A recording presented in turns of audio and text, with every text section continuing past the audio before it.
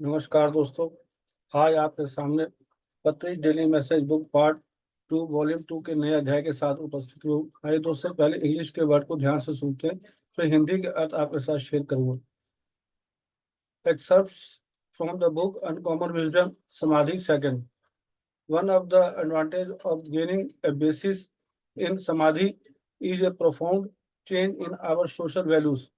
The calm and concentration of Samadhi will clearly show up the false values of the society around us and point out what the essential values should be. This change in perspective also highlights the negative side of many things that we tend to cherish and value. It is as though our whole outlook experiences a shift of emphasis. Samadhi also gives an appreciation of the value of just sitting back, taking it easy, and not thinking about anything in particular, an attitude which is so foreign to people in the West. One of the primary advantages of Samadhi is that when the mind is still, we can see just how harmful our restless thoughts are. Samadhi brings a state of calm. When we do that often, the calm penetrates and gets in deep and become part of our nature. The practice of samadhi is extremely valuable in its ability to wake up us up and sharpen the mind. However, samadhi on its will not turn into wisdom.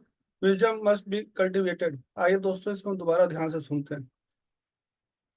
Excerpts from the book Uncommon Wisdom, Samadhi Second. One of the advantages of gaining a basis in Samadhi is a profound change in our social values. The calm and concentration of Samadhi will clearly show up the false values of the society around us and put what the essential values should be. This change in perspective also highlights the negative side of many things that we tend to cherish and value. It is as though our whole outlook experiences a shift of emphasis. Samadhi also gives an appreciation of the value of just sitting back, taking it easy, and not thinking about anything in particular, an attitude which is so foreign to people in the West. One of the primary advantages of Samadhi is that when the mind is still, we can see just how harmful our restless thoughts are. Samadhi brings a state of calm. When we do that often, the calm penetrates and gets in deep and become part of our nature.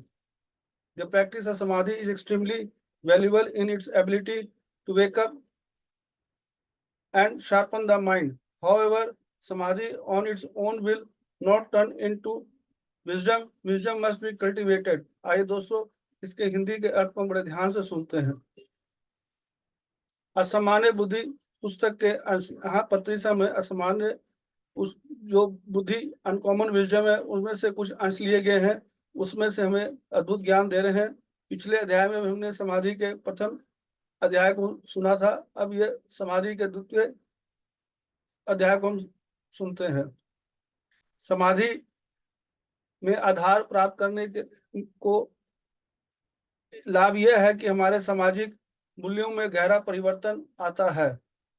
समाधि की शांति और एकाग्रता हमारे आसपास के समाज के झूठे मूल्यों को स्पष्ट रूप से दिखाएगी और बताएगी कि आवश्यक मूल्य क्या होने चाहिए.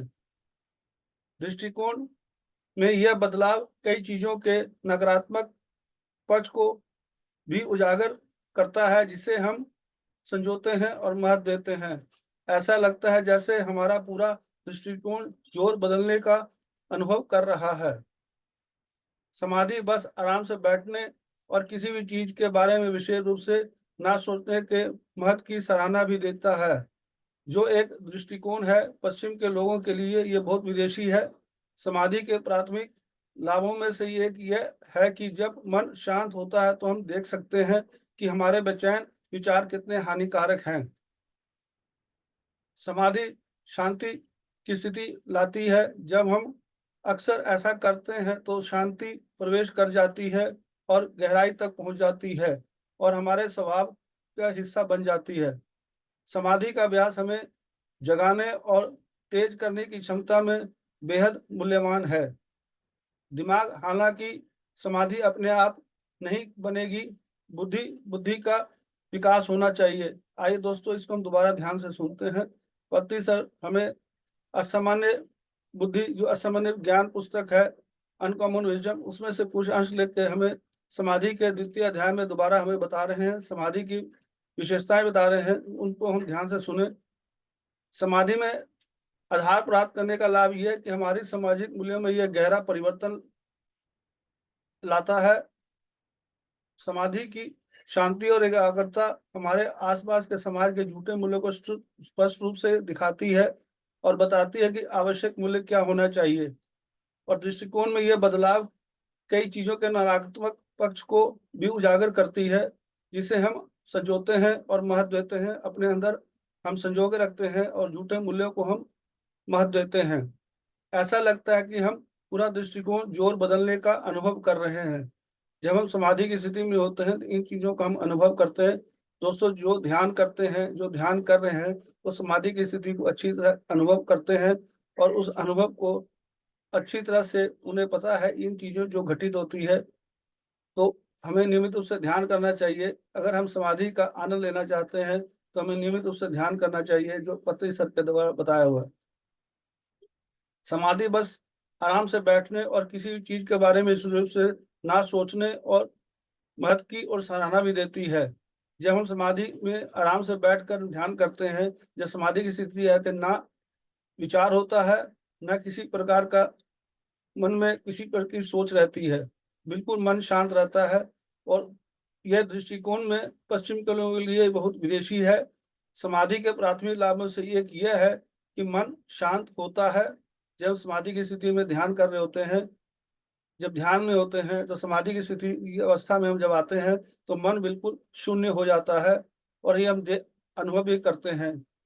और हमारे बेचैन विचार जो अंदर हमारे आ रहे होते हैं वो कितने हानिकारक है, तो इस चीज का हम अनुभव करते हैं।